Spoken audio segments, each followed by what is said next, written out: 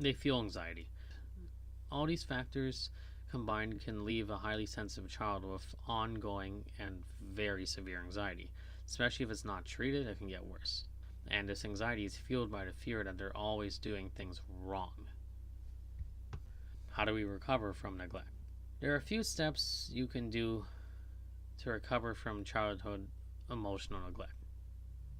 Childhood emotional neglect, it doesn't disappear when you grow up. As adults, you carry it with you on your day-to-day life, and it affects everything. Your relationships, your self-image, and your mental well-being. But emotional neglect is something you can recover from, and we're going to go through some strategies. The first one, get to know and accept yourself. Understanding you're highly sensitive is an important step toward accepting your needs as normal and valid. And learning about the childhood emotional neglect, emotional style, can help you identify and change patterns you're not even aware of. A good starting point is there's a checklist you can do online. I'll leave one in the description. There's a few different places you can go to, and this checklist will help you determine, if you grew up with childhood emotional neglect. But honestly, you would know. Number 2, accept that your feelings, needs, and wants matter as much as everyone else's. It may mean doing more of the talking in a friendship, in a relationship, voicing your needs clearly to others, or drawing boundaries. Remember, you don't want to get walked all over. You don't want to be a pushover. You have to start standing up for yourself. Start expressing your needs.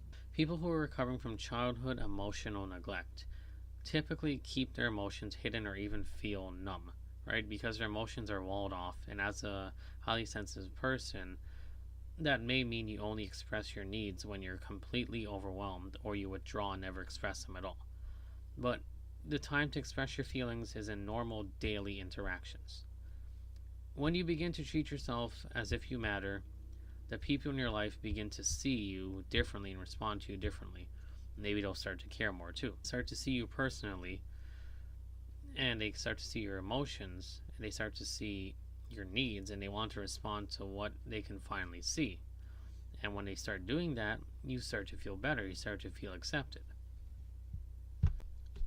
Okay, the last one. This one is actually pretty easy. Practice self-soothing.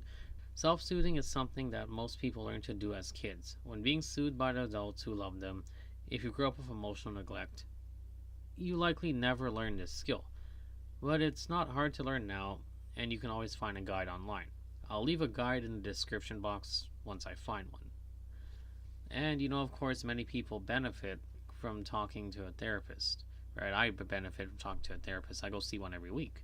You talk to them about your childhood emotional neglect, any other stuff you grew up with, and they give you tips, they give you resources.